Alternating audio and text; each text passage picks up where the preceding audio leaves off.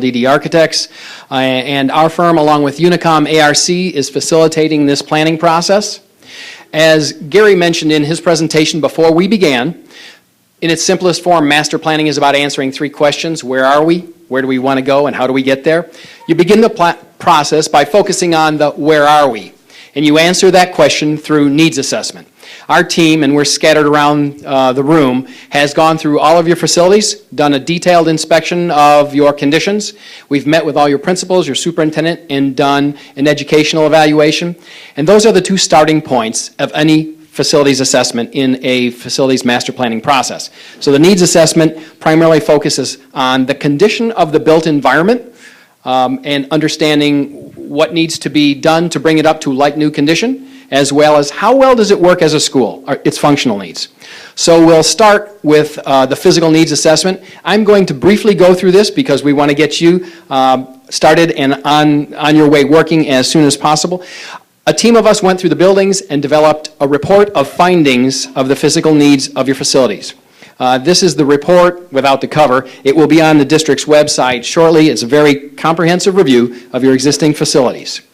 So I'm going to begin by going over an overview of the things that describe the district. First of all, we'll have a chart, and again, this PowerPoint will also be on the website under the Vision 117 logo. This just documents the square footage of the existing buildings. This is information that will be valuable as we move forward. Not surprising, this building is the largest. The enrollment for the facilities. One thing to note is that there are 48 students who attend, I believe it is South, and 52 who attend Washington, who are currently going to kindergarten in the central office, and so you'll see an enrollment for the central office.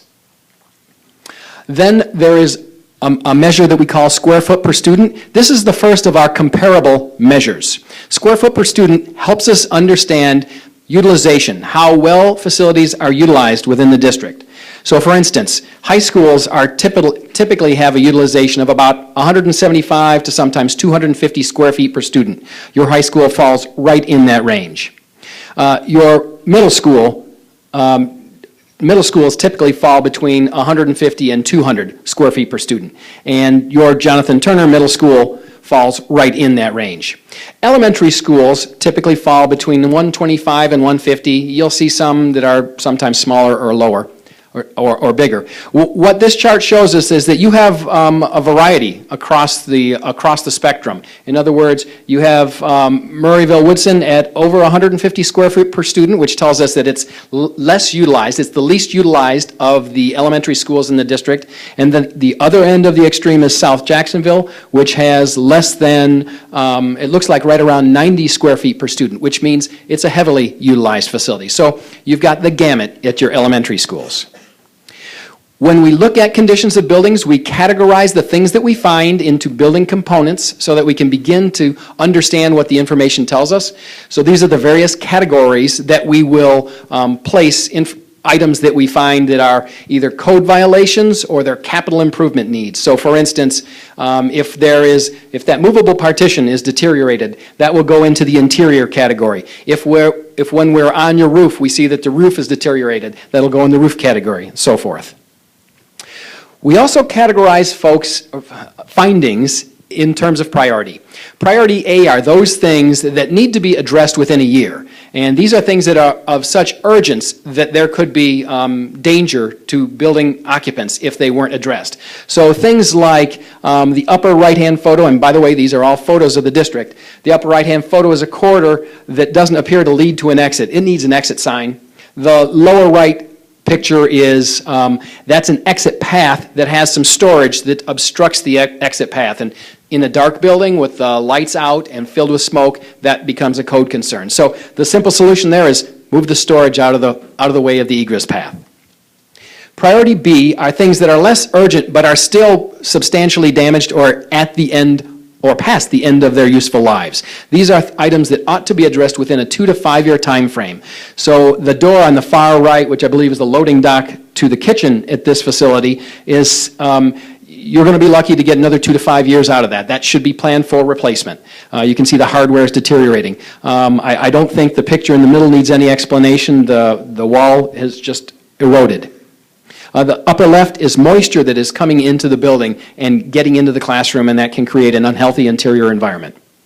Priority C are those things that are less urgent. Those are things that ought to be addressed within a 6 to 10 year window.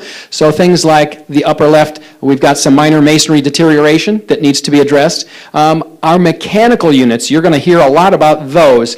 That's the original Nelson Harkin equipment when this building was constructed. It no longer can be serviced or supplied with replacement materials. It's at the end of its useful life, and you can limp along with that, but within a 6 to 10 year time frame, you should replace it. And then finally, there are other items that after 11 to 20 years ought to be replaced, like lockers that are needing a lot of maintenance and replacement, vinyl asbestos floor tile, and then cabinetry. So those are the general categories. So the things that we're presenting, our findings are to what we would recommend that the district set aside to maintain buildings in like-new condition for the next 20 years. So here's a summary of the physical needs assessment, cost by priority. You may have a hard time seeing this, but the little sliver here is the priority A. The thing that I want to bring to your attention is that the district does a wonderful job of maintaining the life safety components of your buildings, and that's clearly verified by this chart. By far, it's the smallest piece of the pie, if you will. The next largest piece is the priority B. The largest piece of all is the 6 to 10 year time frame, and then priority D is the third to the largest piece. Here are the total costs by building. We added 3 additional buildings beyond what the superintendent talked about. You can see which piece of the pie each represents. We have estimated that to maintain these facilities for the next 20 years in like-new condition, the district should set aside around $61 million. Here is where we've developed the cost by component. You can see that the largest costs, the largest costs are confined to about 6 categories, and the biggest is the heating, ventilating, and air conditioning, HVAC. And by the way, there is a glossary of terms that you'll hear us use on your desk. Hopefully HVAC is one of them. The next largest is interior, so that's got to do with our ceilings, our doors, our movable partitions, our bleachers, asbestos abatement, those sorts of things. Roof is the third largest, followed by our exterior walls, electrical and plumbing. Those are our largest categories, our largest needs. When you look at the costs on a bar chart by facility, the greatest costs are here at the high school. Second greatest costs are at Jonathan Turner. Does that mean that this building is in the worst shape? Absolutely not. That's simply a function of size. So we put together the next chart. This is cost per square foot. And this is the chart that is an accurate indicator of priority of need. So what you see is Jacksonville High School, JHS, is at the far left corner of the graph, which means it's in the best condition. This has the lowest needs of any of the facilities in the district, which should make sense as it's the newest. And then as they move further to the right, they progressively have a higher need. So Murrayville Woodson on the far side of the chart, JHS on the other side, and everything in between.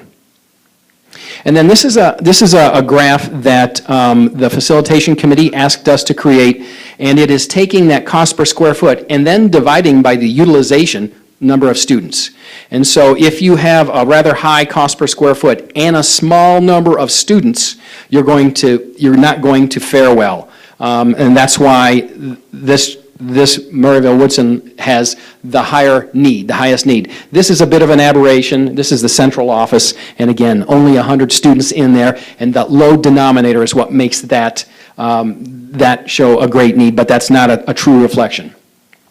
So the point I want you to take from that presentation, and it's a very brief overview. Again, remember, number one, the report in all of its detail, and it's 147 pages of small type. It's on the website, or it will be. And the second thing is, the superintendent said there is no option to do nothing. And he's exactly right, because just to maintain your buildings in like-new condition is going to require a significant investment. So districts, progressive districts, ask themselves, if we need to invest in our facilities, what's the smartest thing for us to do? Well, the second part of that that equation is how well do they function? And that's a term called educational adequacy. Adequacy is not really a great term. It means we just want to measure how well each of the buildings meets the needs of teachers and students. So to do that, we use a school facility appraisal guide. It's called Guide for School Facility Appraisal. This is a guide that's been put together by the Council of Educational Facility Planners International. This is the group that sort of writes the Bible about school design. And what we're trying to do is measure how well these are suitable for 21st century education. I believe 21st century education is also one thing that should be defined on your table, but I'm going to touch on it briefly here. The way that these buildings were designed, they were designed to meet a particular type of instructional style where an instructor would lecture to a group of students. When that lecture was over, they would stand up, move to the next classroom, sit down, the instructor would lecture, where we taught everyone as if they were all equal. Well, of course, we know we can't do that any longer. We have to meet students where they are. We have to meet the needs of every child. And so what you'll see as you go through your buildings is that your instructors are not teaching everyone the same way. They're trying to meet individual needs. So you'll see there are students in the hallway, students in conference areas, students in a variety of environments. So 21st century educational facility is one that supports the various ways that teachers teach to be effective. So the CEFPI guide rates schools on 6 categories: school site, structural and mechanical features, plant maintainability, building safety and security, educational adequacy, and the educational environment. There are a series of 97 questions which begin to quantify how well each building works as an educational environment. Just because a building's old does not necessarily mean it's a worse educational environment. It may be the case, but it's not a guarantee indicator. In other words, just as a silly example, a new bank might be a great new building, but it's a lousy chemistry lab. So that's what we're trying to do. We're trying to put in quantifiable terms how well buildings meet your needs. So we'll rate each component of these 97 questions A through F. This is an example. It's a lousy PowerPoint slide, but you get the picture. There's a lot of questions that we ask about each building to come up with a score. Each building then does get a score. If it scores between 90 and 100, it's considered 21st century ready, and new buildings would be somewhere between 90 and 100, provided they were adequately designed. If it scores between 70 and 90, it's considered satisfactory, and that means that it meets most of the needs of today, but it will probably need to go through some renovation, maybe just updating to be 21st century ready. If it scores between 50 and 70, which is, by the way, where the majority of our facilities score, it's considered borderline, which means it doesn't meet all of today's needs. You're seeing people use it in ways that it wasn't originally designed. Probably it's limited by the flexibility of the era. Remember, these buildings weren't designed for technology, and it's a huge part of how we teach now. So if it scores between 50 and 70, it means that it probably needs to be renovated. It may need some additions. If it scores between 30 and 50, it's considered poor. That's a red flag. Your facility is consuming far more resources than the value that it's providing, and if it scores below 30, then it probably should be condemned. So you'll see that the high school is the only one currently listed within the satisfactory range. Here's the individual graphs of the schools. I'm not going to go through all of them other than to say the area where they all score the lowest is number 5, educational adequacy. And that's because, again, when these buildings were designed, they were designed for a different type of teaching and instruction, and so that's where they score the poorest. Our junior high, the same thing, category 5 is the lowest. And category 5 is not the lowest at our high school. The high school has good bones. For the most part, the high school has tired finishes. It needs to be updated, needs to have a facelift, but it's a good facility.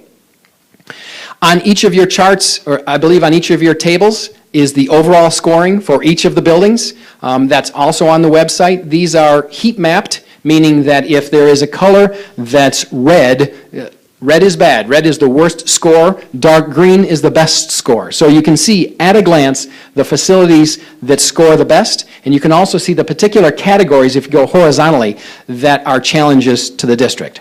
So again, One last slide. This is a chart showing age of building and educational adequacy score. You can see there is a couple buildings where an older building scores a little higher than a newer building, but generally speaking, our oldest buildings have the biggest challenges in terms of providing the flexible instructional areas to support modern-day teaching and instruction.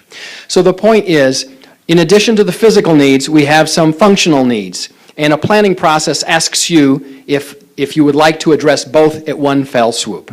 So with that, what I'd like to do is I'd like to ask the third co-chair, Mike, to come up and to complete our presentation and get you started.